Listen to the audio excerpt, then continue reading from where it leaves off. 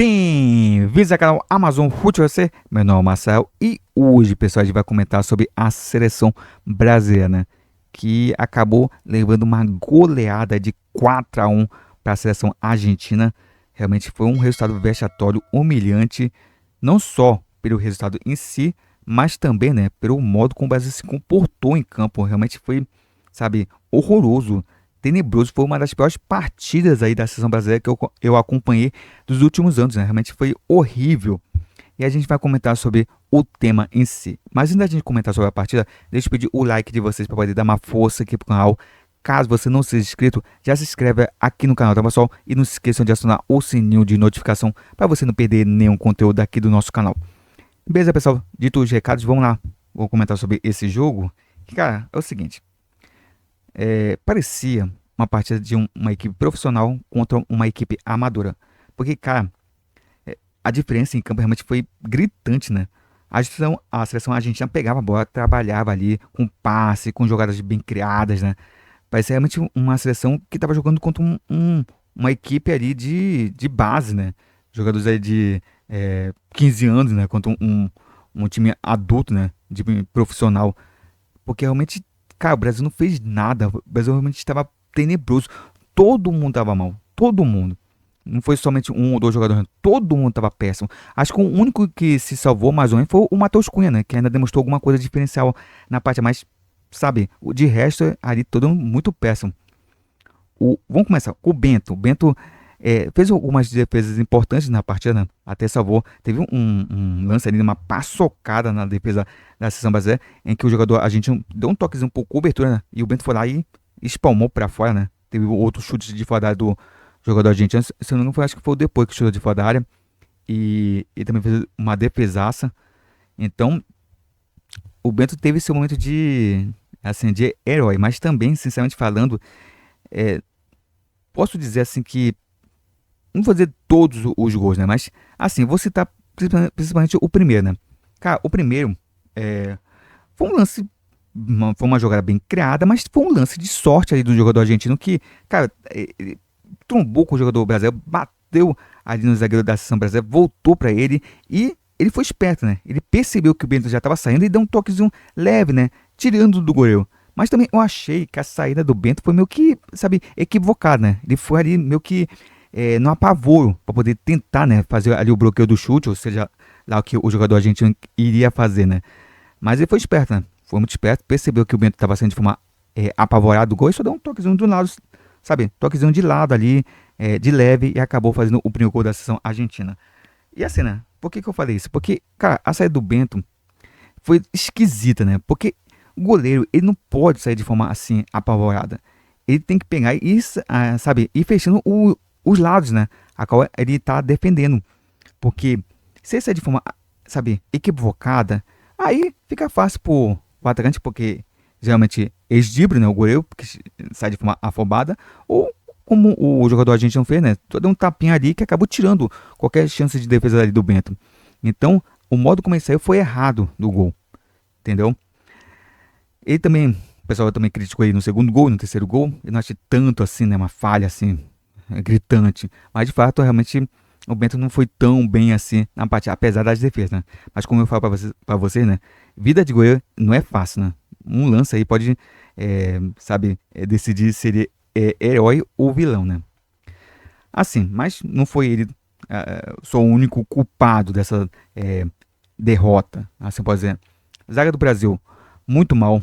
O Murilo, cara, muito mal mesmo, cara. Demorou demais pro Dorival Júnior até tirar o Murilo, porque realmente tava, sabe, toda hora falhando, chegando de forma atrasada, cara. Horrível o Murilo. Mas eu acho que mais horrível do que o Murilo foi o Joeliton, né? Cara, o Joeliton também tava péssimo. Mas não só nessa partida, mas também na partida anterior, né? O Joeliton, sinceramente falando, ele não é um jogador de seleção brasileira. Inclusive, uma coisa que eu ouvi, né, nos comentários pós-jogo, que eu achei até interessante, é que um comentarista falou, né, que esses jogadores que jogam em times medianos aí do futebol europeu não tem uma mesma pressão de um jogador que joga no Flamengo, no Corinthians, no Vasco, no Palmeiras, São Paulo, Grêmio e por aí vai, né? Os grandes times aqui do futebol brasileiro, porque ali, né, a torcida é pouco exigente, né? E de fato eu tenho que concordar, né? Porque se você comparar uma pressão, por exemplo, de um Flamengo por um Newcastle ou de um Nottingham Forest, realmente não tem comparação, né? No Flamengo é muito mais pressionado, né? O jogador se falha um jogo, né? A torcida já tá ali metendo cacete no cara, né? Já tá ali xingando, reclamando, dizendo que o cara é bagre, então a pressão é muito alta, né? E, de fato, às vezes a gente precisa desse tipo de jogador na seleção brasileira, porque, sabe, ele sabe encarar ali a torcida, ele sabe muito bem lidar com pressão, sabe? Esses jogadores que jogam nesses times medianos não tem tanta pressão assim. Por exemplo, eu posso até citar um jogador que joga no Red Bull Bragantino, né? Que é uma equipe que tá na elite do futebol brasileiro, mas assim, não tem uma torcida exigente, né? Que vai cobrar de forma excessiva esse jogador. Não tem, né? Então, eu achei muito interessante esse comentário e até que concordo, né? Então, assim, o Joeton não é jogador da seleção brasileira, né? Eu acho que poderia o Dorival até pegar, ter convocado até o Andreas Pereira, né? Que é um jogador que até que tava, assim, jogando algumas partes até que legal. Eu gostei de algumas partes do Andreas Pereira. E podia muito bem também dar qualidade ali no meio de campo do Brasil, né? Que tava horroroso, né? Tava muito mal o Brasil. O Brasil parece que pega realmente de um camisa 10, né? De um jogador realmente que constrói jogadas. E também, né, o ataque do Brasil também estava muito mal mesmo, né? E quem me decepcionou, além do Vinícius Júnior, que eu já vou falar sobre o Vinícius Júnior, e sim, foi o Endrick, né? Cara, o Endrick, ele teve, né? Eu não me lembro agora, me falha a memória, se ele já teve alguma oportunidade anteriormente como titular, né?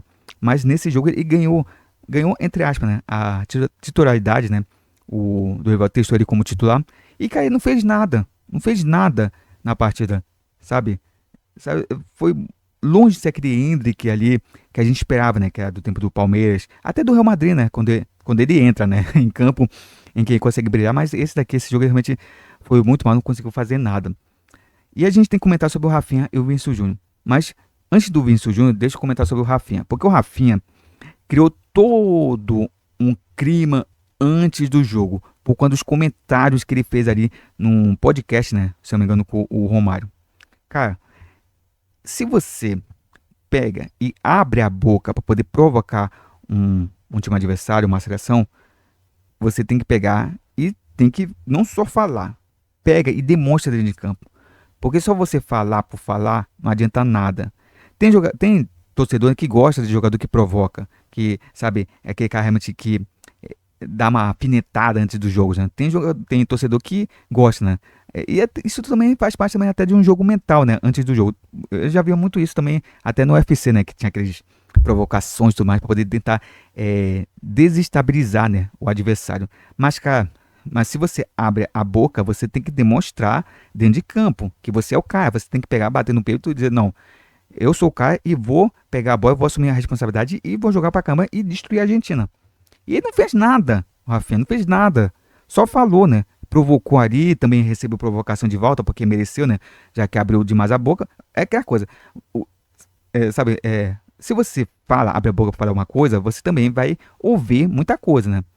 Então, esqueci o ditado aí, falando, esqueci. É, é, quem fala muito, eu esqueci, não vou dar uma de Chapolin, não.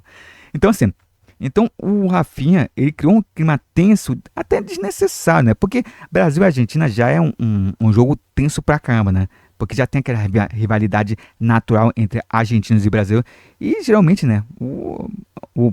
Sabe, a porrada come solta ali, né? E assim, ele criou realmente até um estímulo para os jogadores argentinos. Porque toda a imprensa argentina ficou repercutindo essa parada do Rafinha. E eles entraram em campo realmente com essa intenção de provocar o Rafinha. E não é à toa que provocaram, o Rafinha ficou pé da vida, quis brigar e tudo mais. Mas até o momento também em que quis brigar, rolou ali uma treta ali, o Rafinha até saiu fora. Quer dizer, aquele machão, aquele cara que realmente queria brigar com o argentino, quando realmente o bicho pegou ali dentro de campo, ele até se afastou. Então é complicado, né? Então não adianta só o jogador abrir a boca para ficar provocando. Ele tem que mostrar isso dentro de campo, né? Tem que mostrar realmente que ele é o cara dentro de campo. Mas não jogou nada, Rafinha. E olha que o Rafinha tá fazendo uma boa temporada, hein? Inclusive o pessoal diz que ele é cogitado a ser o melhor jogador do mundo na próxima temporada, né? Mas vamos ver, né? Vamos ver porque ainda tem muitos jogos aí pela frente ainda. Mas mesmo assim é uma boa temporada dele, mas realmente não jogou nada o Rafinha.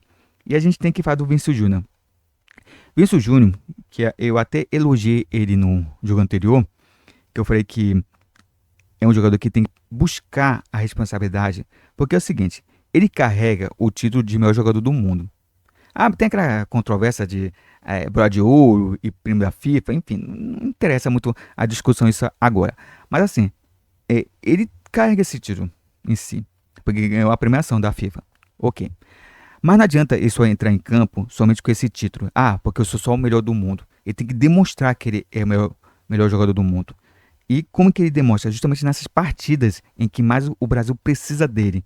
Mas ele precisa assumir a responsabilidade. Então, o Vinícius Júnior, até falei isso também no vídeo passado, ele tem que pegar a bola e assumir a responsabilidade. Porque quando você carrega esse título, né, de melhor jogador do mundo, você carrega também, praticamente vou usar o termo, né, vai carregar uma cruz, porque você tem que demonstrar o tempo todo que você é o melhor jogador do mundo. Não pode somente pegar e carregar só esse título. Então, o Vinícius Júnior, ele não vem jogando bem pela seleção brasileira, não vem jogando nada, essa é a verdade. E, cara, falta ele pegar isso daí, realmente tentar realmente demonstrar dentro de campo que ele é o cara, coisa que ele não vem fazendo. No Real Madrid ele destrói, beleza, mas na seleção brasileira ele realmente não tá jogando nada. Ele precisa realmente assumir esse protagonismo, porque todo mundo, quando vai olhar para a seleção brasileira, vai olhar para ele. Todos os focos vão ser nele. Então, não adianta ele tentar se livrar dessa responsabilidade, porque eles, por exemplo, se o Brasil jogar mal e tudo mais, um dos principais culpados vai ser ele. Por mais que ele não tenha culpa na derrota, mas por ser o Vinícius Júnior, ser o melhor jogador do mundo, ele carrega esse fardo com ele. Então não é só benefícios, também tem essa questão. A coisa, direitos e obrigações, né? Que a gente fala, até no direito. Então tem essa questão, tá bom? Então o Vinícius tem que, sabe, assumir a bronca. E, como eu sempre falo pra vocês, o craque de verdade aparece nos momentos em que a equipe mais precisa. E quando mais o Brasil precisou do Vinícius Júnior, ele não apareceu. Realmente ficou omisso no jogo. Ainda tentou alguma coisa ali, mas não fez nada. E é mais uma partida ruim dele vestindo a camisa da seleção brasileira. E a gente pode contar nos dedos aí as partidas em que ele jogou bem. Realmente o Vinícius Júnior vestindo a camisa da seleção brasileira realmente é uma decepção, essa é a verdade. E assim, né? A gente tem que falar do Dorival Júnior. Por quê? Cara, muita gente tá pedindo aí a saída do Dorival. E eu tenho que assumir o que eu falei, né? Eu falei lá no vídeo passado, né? O vídeo do Brasil contra a Colômbia, né? Que eu falei sobre o jogo. Que eu falei que assim, eu não concordava com a demissão do Dorival Júnior. Por quê? Porque, cara, a culpa não é só dele. Porque se a gente pegar o culpado, e eu já fiz um vídeo também falando sobre essa situação dos culpados do atual momento da seleção brasileira. Esse vídeo já tem algum tempinho, né? Principalmente quando teve aquela situação em que o pessoal ficou esperando o Ancelotti, né? Inclusive o presidente falou, o presidente da CBF em exercício na época, falou, porque o Ancelotti já está apalavrado com a seleção brasileira. Ele só vai esperar o tempo de contrato com o Real Madrid acabar para poder assumir a seleção. E nisso, né, a gente perdeu 1 ano e meio só nessa brincadeira, sabe? E nisso o Brasil tava uma bagunça, né? Porque ninguém sabia quem iria comandar a seleção de fato, sabe? Teve o Ramon, né? Ramon, esqueci o sobrenome agora, que ficou ali assumindo a seleção, né? De forma temporária. Depois veio o Diniz, né? Que foi aquela bizarrice em que o Diniz estava comandando a seleção e também o Fluminense ao mesmo tempo, né? O Diniz também não fez nada, né? Não foi longe daquele Diniz que o pessoal esperava, né? Se é que o pessoal esperava alguma coisa do Diniz, né? E depois disso, né? Com a negativa aí do Ancelotti, aí que veio o Dorival Júnior. Então, se a gente pegar realmente o culpado, não é só o Dorival. Obviamente que o Dorival Júnior é culpado sim, porque ele que treina a equipe.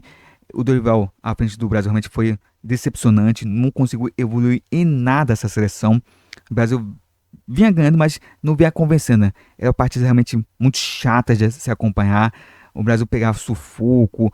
Por exemplo, no último jogo contra a Colômbia, o Brasil não merecia vencer. Tinha momentos em que a seleção colombiana foi muito melhor na partida do que o Brasil. E o Brasil ganhou justamente por conta de um lance individual do Vinícius Júnior, que chutou de fora da área, teve uma sorte sim, que teve um desvio, e acabou enganando o gol da seleção colombiana. Mas o Brasil não jogou bem aquela partida. Teve ali um bom começo, mas não jogou bem, de um modo geral. Então, a gente já via que o Brasil estava muito mal, né? No aspecto realmente técnico. Não conseguia realmente ter uma partida realmente boa que trouxesse confiança pra gente. Essa é a verdade.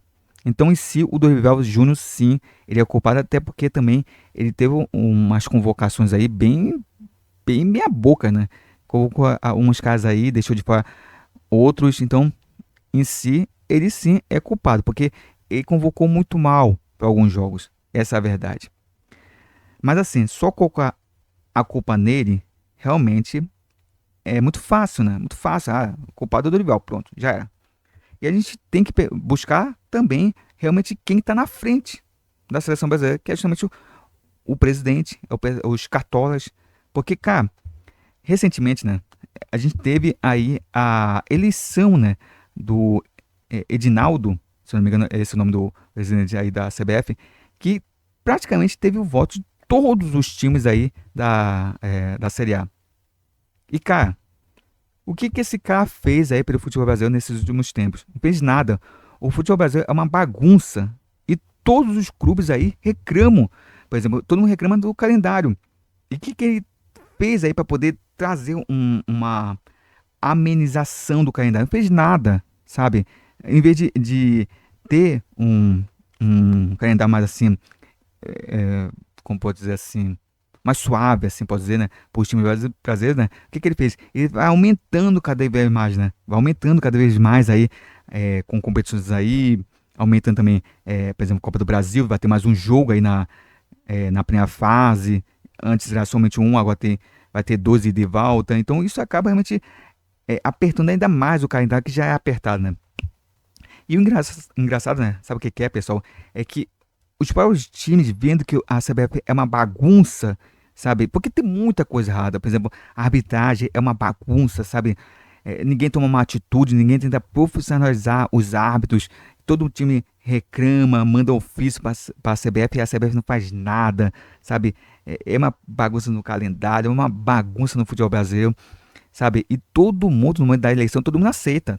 Mas sabe por que disso? Porque o pessoal está muito mais preocupado em fazer politicagem do que realmente pegar e tentar trazer melhorias, trazer soluções. Ninguém busca isso. O pessoal procura mais por conta realmente de benefícios próprios do que realmente em favorecimento de geral, né? Quer dizer, eu vou cuidar do meu, vocês que se viram aí. Mas isso até ser prejudicado. Depois, quando é prejudicado, aí vai correr atrás da CBF, vai xingar a CBF, vai xingar o presidente, sabe? Não adianta. Não adianta você abrir a boca para poder criticar e você não tomar nenhuma atitude, né? Para poder modificar o cenário atual do futebol brasileiro. Não adianta. Então, a CBF é o retrato aí da seleção brasileira.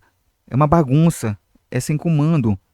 E como eu falei, o mais engraçado, mais bizonho disso tudo é que os times, sabendo como é que é o futebol brasileiro, né? Que é uma desorganização, uma desorganização, desculpa, por conta da CBF, eles criaram duas ligas independentes, já para poder já ensaiando um futebol brasileiro sem que tivesse a CBF no comando, que foi justamente a criação do futebol, Liga Futebol Forte, né, se eu não me engano, e da Libra, que são duas ligas aí de times aí que foi criados para poder assim, digamos assim, tirar um pouco o controle da CBF, negociar negócios de transmissão, né, direito de imagem, transmissão, enfim, outras coisas aí, que é bem complexo, né, para poder eu falar aqui no vídeo. Então, os times mesmo sabem que a CBF é incompetente e criar essa regra para poder sair da CBF. E no momento em que tem uma eleição, sabe, eles pegam e votam todo mundo no presidente que está aí, o presidente atual, né? Que é a situação, isso que eu quero falar, é a situação do presente, sabe? Isso que é bizarro, né? Porque no momento realmente que era para mudar, trazer uma mudança, trazer alguém novo, ninguém traz. Mas porque disso é porque justamente é politicagem. É pessoas que estão muito mais também, para poder buscar dinheiro, buscar apoio, entre outras situações. Porque também penso, confio no futuro deles, sabe? No futuro. Muitos deles também possam até concorrer para a própria presidência da CBF, enfim, né? Em outros cargos aí políticos que tem. Então, isso eu penso nisso, né? Eu não penso no futebol brasileiro. E toda vez que eu vejo um fracasso da seleção brasileira, sempre tem essa palavra, porque a gente tem que ter um momento de reflexão, a gente tem que parar para pensar, cara, a gente dá para virar um Buda, né? Um monge de tanto meditar, né? Porque, cara, não adianta só a gente pensar e não tomar atitude, cara. Tem que ter uma atitude para poder modificar o futebol brasileiro, de modo geral, sabe? Mudar quase que tudo, né? Porque tá tudo errado. Não é à toa que o nosso futebol está do jeito que tá, né? Realmente uma bagunça. Então, não adianta só a gente meditar. Por exemplo, eu via muito isso, né? Eu até falo isso nos vídeos, né? Quando eu comento do Brasil. Que, por exemplo, quando teve o título da seleção alemã, o pessoal fala, não, porque a gente tem que copiar o modelo alemão. Veja como a Alemanha se preparou, se organizou para poder ganhar uma Copa do Mundo. De fato foi isso. Porque a Alemanha viu que fracassou até numa Copa dentro de casa e falou, opa, vamos parar. O que está errado? Então vamos tentar ajeitar. Eles pegaram e investiram na base. Não só investir na base na questão de esportiva, né? Mas também de dar incentivo aí para os jovens para poder praticar futebol. Com bolsas, sabe? Com ajuda do governo para poder estimular os jogadores, os jovens jogadores, né? Que estão ali na escola para poder praticar futebol. Então eles incentivaram realmente os jovens. E não é à toa que nesses últimos anos, né? Grandes nomes aí que estão surgindo, né? Aí de atletas alemães estão aí, né? Tem aquele Musiala, né? Se eu não me engano, é esse o nome dele. Que é um jovem promissor, né? Jogando muita bola aí. Entre outros, né? Que estão surgindo aí. Então, sabe? Eles souberam muito bem trabalhar a base. Mas eles pararam e tomaram uma atitude. Diferente da gente aqui, que a gente só para pra pensar. Não toma uma atitude. Por exemplo, agora o pessoal tá aí falando sobre a seleção argentina, porque a gente tem que copiar a Argentina. Mas copiar em quê? Em que a gente vai pegar e de fato a gente vai trazer de modelo aí, da Argentina para poder a gente assim, evoluir nosso futebol, sabe? O pessoal não para pra pensar, sabe? É tudo politicagem, tudo ali amizade, é troca de favores e ninguém não toma nenhuma atitude.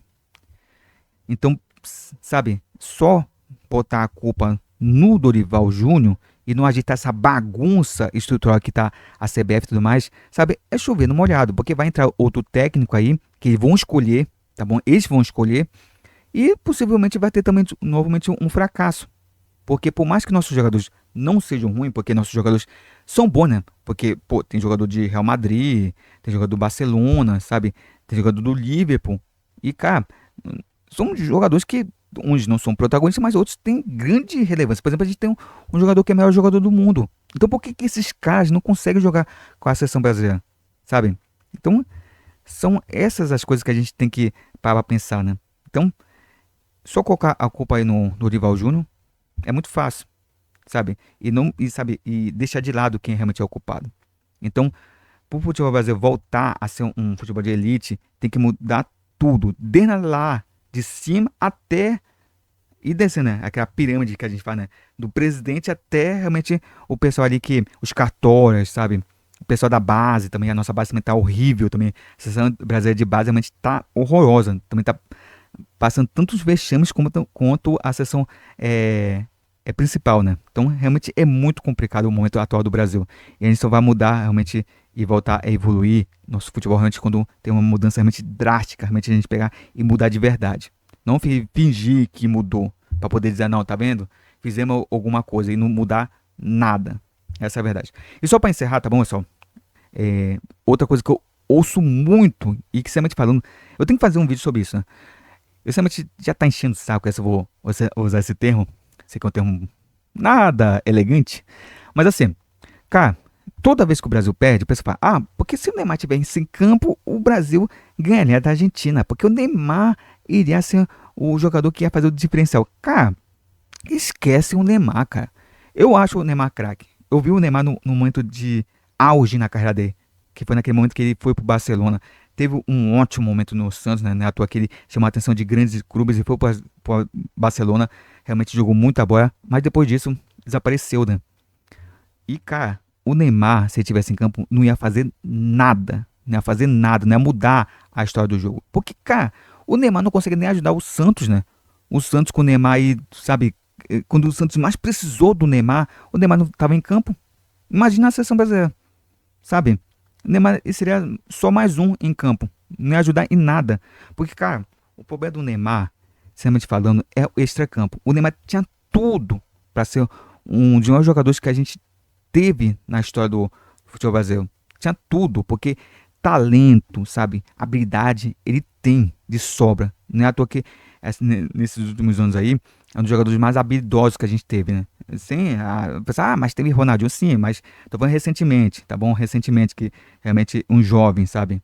O Ronaldinho dispensa comentar, né? Pra mim é o jogador mais habilidoso que eu vi na minha vida foi o Ronaldinho gaúcho, que eu vi jogando, tá bom? Sem ser um jogador muito antigo, que eu vi jogar. Então, assim, o Neymar, ele tem problemas no extracampo. Por quê? Porque ele não se foca na carreira dele.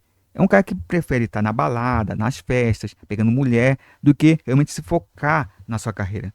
Porque se ele fosse um cara focado, como por exemplo um Cristiano Ronaldo ou o Messi, cara, ele destruiria, né? À toa que ele poderia estar jogando em alto nível até agora, né? E talvez ele nem voltasse para o Brasil, continuasse lá na Europa. Mas o Neymar realmente foi uma decepção na carreira dele, porque ele tinha tudo para ser um jogador realmente muito maior do que ele foi, né, na carreira dele. Mas ele mesmo acabou estragando a carreira dele, justamente com muita noitada, muita festa, estragando, porque, cara, você vê que ele não quer nada com nada mais. Essa é a verdade. Sabe, um jogador que é descompromissado realmente com a carreira dele. E o Santos trouxe, né, por causa de marketing, né? Tô aqui tá faltando bastante, né?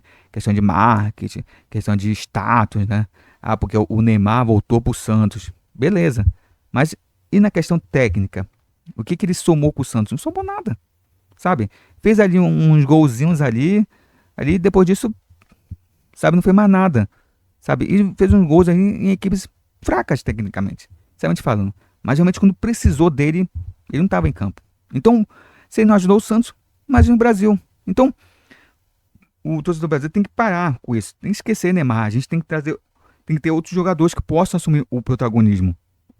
Justamente por isso que eu critiquei o Vinícius Júnior, porque o Vinícius Júnior é esse jogador que pode assumir essa vaga que o Neymar deixou aí vaga na seleção brasileira. Mas só que o problema também é que o Vinícius Júnior também na seleção é uma negação, né? Então, assim, a gente não pode ficar preso somente, porque só a seleção brasileira é só o Neymar que pode resolver. Não, a gente tem que parar com isso. Até porque o Neymar já passou da idade, né, de ser um protagonismo, porque ele já tem uma idade já, convenhamos, assim, para jogador de futebol é avançado, né? Ser humano não, ele ainda é jovem, né? Ser humano ele ainda é muito jovem, mas como jogador de futebol ele já tá numa fase aí que já tá indo para a aposentadoria dele, né? Talvez ainda, se ele tiver muito foco, muita vontade, ele ainda possa ir numa última Copa do Mundo, né? Talvez ele consiga ir para essa Copa aí de 2026. Consiga. Talvez seja a última dele. Mas também ele tem que jogar bola. Não adianta só ele ficar ali querendo e não demonstrar isso, né? Em campo. E também mostrar também extra-campo. Porque, como eu sempre falo para vocês, cara, jogador de futebol não é só dentro de campo.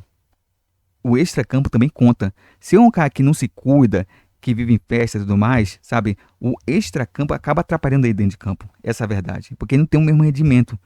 Por mais que a pessoa, porque é só pegar a bola, vestir ali uma chuteira e jogar bola. Não é dessa forma. Se o cara não estiver bem psicologicamente, ele não vai render nada. Então, o extra-campo influencia sim dentro de campo. Então, o Neymar, o que atrapalha realmente a carreira dele, realmente é o extra-campo. Essa é a verdade. Não é à toa que, olha aí, a gente tem, por exemplo, o Messi, o Cristiano Ronaldo, por exemplo, o Cristiano Ronaldo, cara. O Cristiano Ronaldo que já tem 40 anos e continua aí sendo um jogador que, por mais que não tenha aquela mesma mobilidade, porque também, pô, 40 anos, né? Não dá pra dizer, porque o Cristiano Ronaldo não tá jogando nada, porque não dá pra comparar um cara de 40 anos com um jovem de 20 anos. É outra pegada, né? Um jovem de 20 anos tá todo vapor, né? Tá jovem, o corpo aguenta, tem uma mobilidade. Um cara de 40 anos já não tem aquela mobilidade toda, né? Mas mesmo assim, ele continua sendo um jogador decisivo aí tanto para a seleção de Portugal como também no time dele, né? É assim, mesma coisa o Messi, né? O Messi continua jogando muita bola, por mais que seja nos Estados Unidos, seja um futebol que o pessoal considere fraco, mas mesmo assim o cara ainda continua ali atuando sabe, em grande estilo. E o Neymar poderia muito bem estar nesse nível, mas ele mesmo não quis. Ele mesmo não quer, né, isso. Ele prefere estar curtindo a vida dele de forma adoidada do que realmente jogando futebol. Assim, o que ele faz, deixa de fazer ali fora de campo, é problema dele. Mas o problema justamente é que isso daí acaba influenciando ele dentro de campo, sabe? Porque se ele pegasse, podia estar na noitada, podia estar aí em festa, pegando mulher à vontade, mas dentro de campo ele rendesse, né? Ele se dedicasse, fosse realmente que buscasse realmente dar a volta por cima. Mas nem isso ele tá conseguindo fazer. Então, cara, a gente não tem que ter esperança que o Neymar vai ser o salvador da pátria, que ele vai garantir o Hexa, porque ele não vai fazer grande coisa. Eu espero um dia que ele talvez crie realmente isso na cabeça dele e dê a volta por cima, ainda quando há tempo dele dar a volta por cima. Porque quanto mais tempo vai passando, mais difícil é para ele voltar, pelo menos a ter aqueles resquícios daquele Neymar do passado. Porque o corpo começa a pesar, o lado físico começa a pesar e realmente fica muito difícil. E vai acabar se aposentando e sendo realmente uma decepção, né? Porque poderia ser um jogador que seria muito maior do que ele foi na carreira dele. Então, pessoal, é isso, né, pessoal? Isso que eu tinha a falar da seleção brasileira. Realmente o vídeo ficou gigantesco, né? Eu queria que fosse um pouco mais rápido, mas eu tinha que falar essas coisas, né? Então, assim, né, pessoal? É chato, né? É complicado a gente ter uma derrota realmente vexatória do modo que é, né? Principalmente aí para quem acompanhou aquelas seleções, sabe, antigas, né? Que realmente botava medo nos adversários. E a gente vê essa seleção atual realmente é decepcionante, realmente é vexatório, realmente é humilhante. Então, realmente é complicado, né, para quem acompanha aquela grande seleção do passado, acompanhar essa seleção atualmente. Então, pessoal, é isso, né? Agora sim, encerrando o vídeo, não se esqueça de deixar o like aqui para poder dar uma força aqui pro canal. Caso você não seja inscrito, já se inscreve aqui no canal. Pessoal, muito obrigado a todo mundo que vem ajudando no canal. Deixem o like, se inscrevendo aqui no canal e também não se esqueça de acionar o sininho de notificação para você não perder nenhum conteúdo aqui no canal. Então, pessoal, a gente se vê aí no próximo vídeo. Então, pessoal, até uma próxima!